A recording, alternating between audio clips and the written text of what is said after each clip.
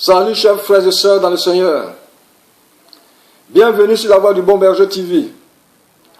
Nous allons continuer notre enseignement sur la maturité spirituelle. Aujourd'hui, notre enseignement va se porter sur celui qui a la maturité spirituelle se met au service de Dieu. Celui qui a la maturité spirituelle se met au service de Dieu. Notre enseignement sera pris dans le livre de 1 Roi, chapitre 22, versets 6 à 28. Lisons la Bible.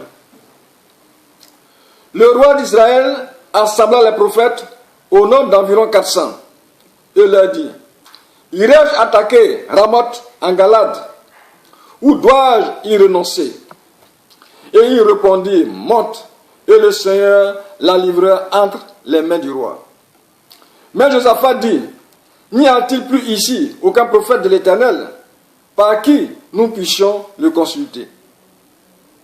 Le roi d'Israël répondit à Josaphat: il y a encore un homme par qui l'on pourrait consulter l'Éternel, mais je le hais, car il ne me prophétise rien de bon. Il ne prophétise que du mal. C'est Michée, fils de Jimla. Et Josaphat dit: que le roi ne parle pas ainsi. Alors le roi d'Israël appela un eunuque et dit: fais venir de suite Michée, fils de Jimla.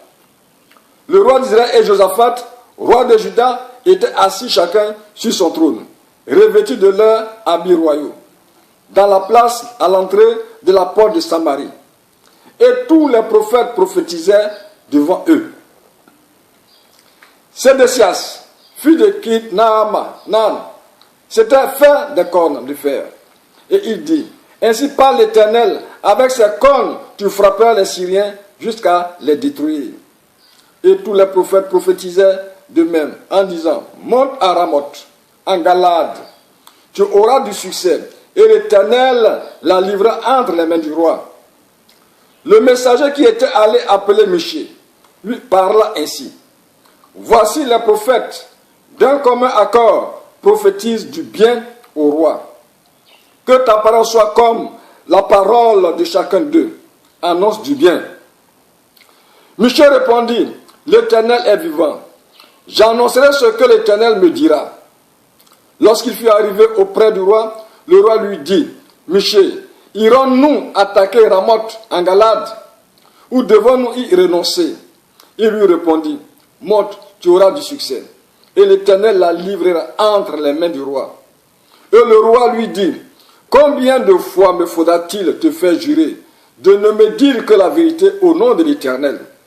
Michée répondit: je vois tout Israël dispersé sur les montagnes, comme des brebis qui n'ont point de berger.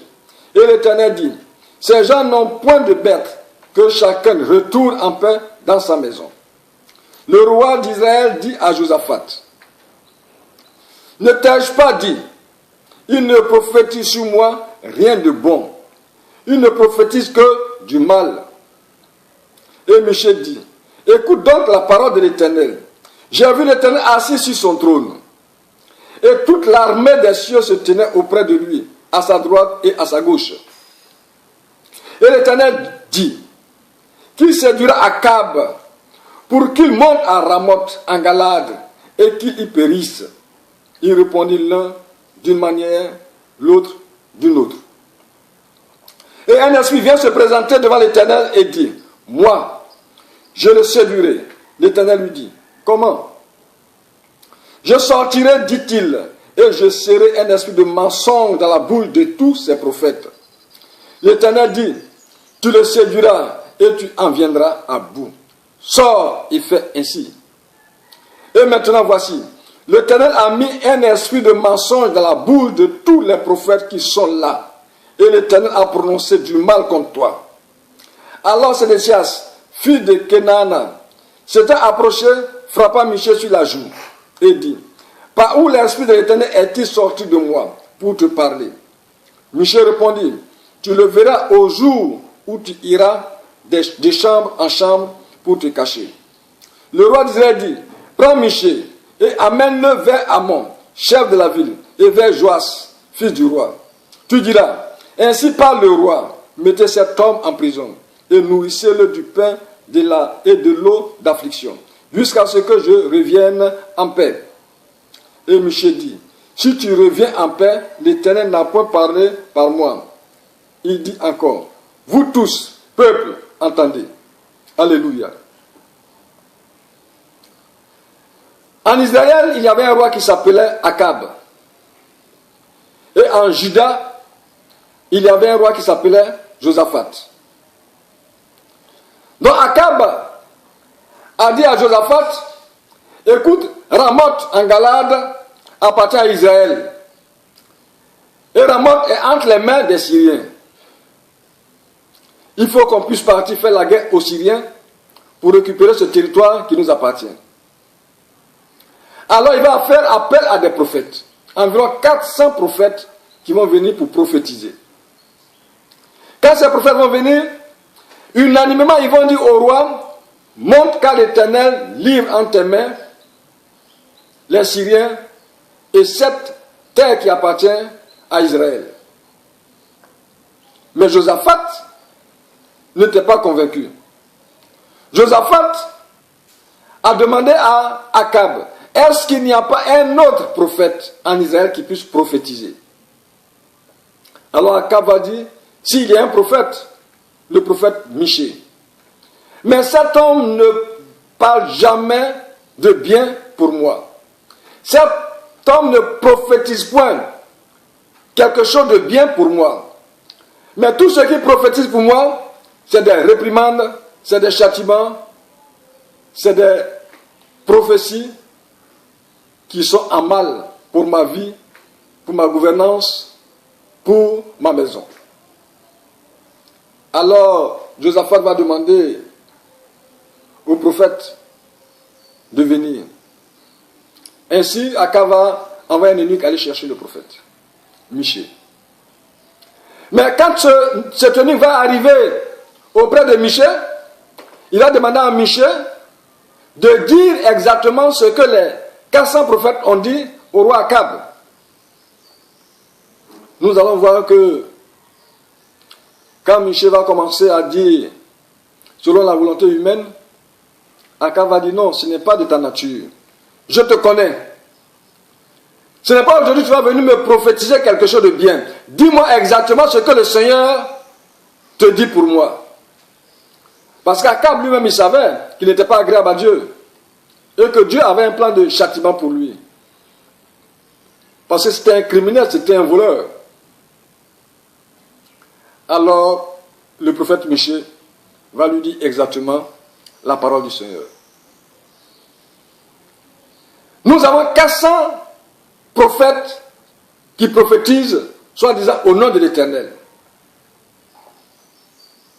Mais ces personnes n'étaient pas des prophètes de l'Éternel. C'était des prophètes alimentaires, comme on peut appeler aujourd'hui. Parce que pour pouvoir réussir, pour pouvoir être honoré, il faudrait qu'eux ils puissent dire ce qui plaît au roi, ce que le roi veut entendre. Ils ne sont pas au service de Dieu, mais ils sont au service du roi. Ils ne sont pas en train de chercher les intérêts de Dieu. Ils sont en train de chercher leurs propres intérêts, car ils sont au service d'un homme. Aujourd'hui, nous avons aussi ce genre de comportement dans le corps de Christ. Des pasteurs, des prophètes, des évangiles, des apôtres sont au service d'un système. Alors, au lieu de dire ce que le Seigneur dit pour que l'homme soit sauvé, pour que l'homme change de vie, pour que l'homme revienne à Dieu dans la repentance, on va prêcher ce que le peuple veut entendre, ce que ceux qui cotisent veulent entendre, ce que ceux qui payent la dîme veulent entendre, parce qu'ils ne veulent frustrer personne. Alors l'église n'est pas une église qui appartient à Christ, mais c'est une église qui appartient à l'homme, à un système. Les prophètes ne sont plus des prophètes de Dieu, mais sont des prophètes du système. Les pasteurs ne sont plus des pasteurs de Dieu. Des évangiles ne sont plus des évangiles de Dieu, mais ils sont des évangiles, des prophètes, des évangélistes, des apôtres d'un système. La parole de Dieu est une révélation. Et cette révélation concerne individuellement des personnes. Donc quand Dieu t'envoie dans une assemblée, il te donne un message pour cette assemblée. Et dans cette assemblée, il y a des gens qui ont besoin de ce message pour leur édification, pour leur maturité spirituelle. Mais nous voyons que le système impose même la liturgie. On te dit ce que tu dois dire. Tout est pensé, élaboré, édité par un groupe de personnes qui imposent leur volonté sans avoir la révélation de Dieu à tout un peuple. Alors l'Église se meurt. Parce que l'Église n'a pas la révélation. L'Église se meurt parce que l'Église ne veut pas laisser les serviteurs de Dieu travailler comme le Seigneur leur a mandaté de travailler. Ici, ils se mettent au service d'un système. C'est comme les 400 prophètes d'Akab. Ils sont dans un système. Ils sont au service du système.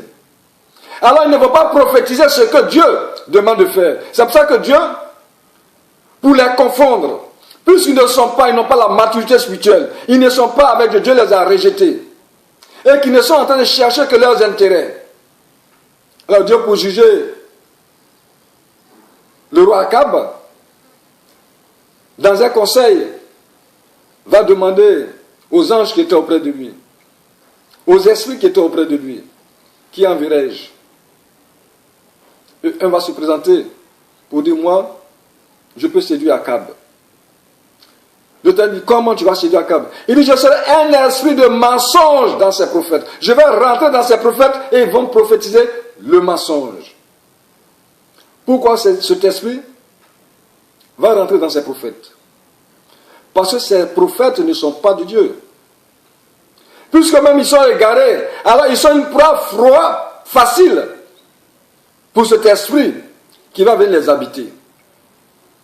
Parce qu'un homme qui est sanctifié, une femme qui est sanctifiée, aucun esprit de mensonge ne pourra venir entrer en lui. Car Dieu est vérité. Alors ils vont vouloir imposer leur volonté à celui-là qui a été établi par Dieu. À celui-là qui s'est mis au service de Dieu. Alors leur eunuque va demander au prophète Michée de s'aligner aux prophéties de ces 400 prophètes. Alors, ce qui veut dire que Michée lui-même n'a pas reçu cette prophétie de Dieu. Mais c'est l'homme qui lui dit de dire ce qu'il doit dire. C'est comme ça dans l'église aujourd'hui. On fait un culte dans toute l'église, sur tout le territoire. On doit prêcher la même chose. Alors qu'il n'y a pas les mêmes réalités partout. Chaque église diffère de sa réalité. Chaque homme diffère d'une autre personne. Donc le besoin de chacun doit être pris en compte par Dieu. Et c'est Dieu qui définit la priorité des messages qu'il faut apporter dans telle ou telle circonstance. Même dans une prédication. C'est Dieu qui dicte par son Esprit Saint, qui inspire le prédicateur, afin que ceux qui sont là soient réellement gagnés à Christ, qu'ils soient guéris, qu'ils soient réconciliés avec Christ, qu'ils soient bénis. Donc le prophète Michée va arriver, il va dans un premier temps s'allier. Mais le prophète Akab va dire non. Dis-moi la vérité au nom de l'Éternel. Dis-moi ce que l'Éternel t'a mandaté de me dire.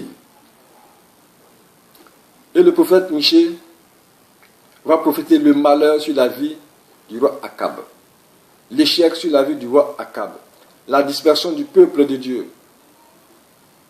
Akab va dire, c'est ce que je disais. Cet homme n'a jamais dit quelque chose de bon pour moi. Alors que s'il écoutait la parole de Michée et qu'il se repent, Dieu est fidèle de pardonner Akab et de reprendre Akab et d'éloigner de lui cette sentence. Car Dieu est souverain. Mais ici, Akab n'a pas de repentance. Parce qu'il a été endurci par les prophéties de ces prophètes menteurs. C'est pourquoi l'Église aujourd'hui souffre. Parce que le chrétien n'a pas la maturité. On cherche des révélations. On va d'église en église. On va de lieu en lieu. On cherche des révélations. Au lieu d'apprendre comment connaître la parole de Dieu, au lieu d'apprendre comment connaître Dieu pour être circoncis de cœur, on cherche des facilités. On veut imposer notre dictat à Dieu. On veut que c'est ce que nous voulons que Dieu exauce. C'est ce que nous voulons que Dieu fasse. Oui, Dieu a dit, demandez, vous recevrez. Mais si vous demandez selon sa parole, c'est en cela qu'il est fidèle de vous exaucer. Mais nous sommes en dehors de sa parole, il ne nous exauce pas. C'est pourquoi, frères et sœurs, quand tu reçois des paroles qui sont des paroles de réprimande, cela est pour ton bien. Car Dieu veut que tu changes. Dieu veut que tu sois son fils, tu sois sa fille. Aujourd'hui, l'église se meurt. Parce qu'il y a tellement de prophètes dans une église. Tellement de prophéties dans une église. Aujourd'hui, une nation se meurt. Parce qu'il y a tellement de prophètes qui donnent des prophéties. Mais quand nous prenons la Bible, nous voyons que même en Israël, qui est un peuple de Dieu, le roi qui gouverne dans la paix n'a qu'un seul prophète qui reçoit les oracles du Seigneur pour communiquer au roi, et le roi règne avec le Seigneur. Dieu n'est pas dans la multitude. Dieu n'est pas dans la multitude. C'est pourquoi toi qui es dans une église, aie le discernement. Si tu pries le Seigneur et que le Seigneur te convainc que celui auprès de qui tu es ton guide et qui doit t'apprendre la parole de Dieu pour que tu sois mature, alors pourquoi aller d'église en église? Pourquoi courir ça et là? Soyez assis spirituellement. Je m'adresse aussi à vous, les serviteurs de Dieu. C'est vos comportements qui font que les fidèles vont d'église en église parce qu'ils n'ont pas de satisfaction spirituelle. Ils voient que sur le plan spirituel, ils sont morts, ils sont froids. Alors ils croient qu'en allant d'église en église, en allant de camp de prière en camp de prière, en allant de veille de prière en veille de prière, c'est là qu'ils auront la solution. Alors que Dieu vous a mandaté pour paître ses brebis. Nous ne sommes que des ouvriers au service de Dieu. À cause de biens matériels, on délaisse la volonté de Dieu. On délaisse la parole de Dieu pour servir nos propres intérêts. Oubliant que c'est Dieu qui bénit. Revenons tous à Dieu. Revenons tous à Dieu afin que nous puissions être efficaces dans le ministère pour lequel Dieu nous a établis. C'est pourquoi, chers frères et sœurs, je vous invite à venir suivre les émissions sur la Voix du Bon Berger TV. À suivre ces émissions pour votre maturité spirituelle, pour que vous ne clochez pas, pour que vous soyez résolus et que vous ne soyez pas orientés par ces prophètes de mensonges, comme le roi Akab. Pour ne pas que vous puissiez périr, comme Akab a péri, à cause de ces prophètes de mensonges. Soyez réconciliés avec Dieu. Restez dans la vérité. Recevez les oracles du Seigneur et communiquez-les au peuple de Dieu. Pour que le peuple de Dieu soit affermi. Soit affermi dans sa parole. Soit affermi pour que ce peuple soit réellement la lumière du monde et le sel de la terre. Au nom de Jésus. Amen.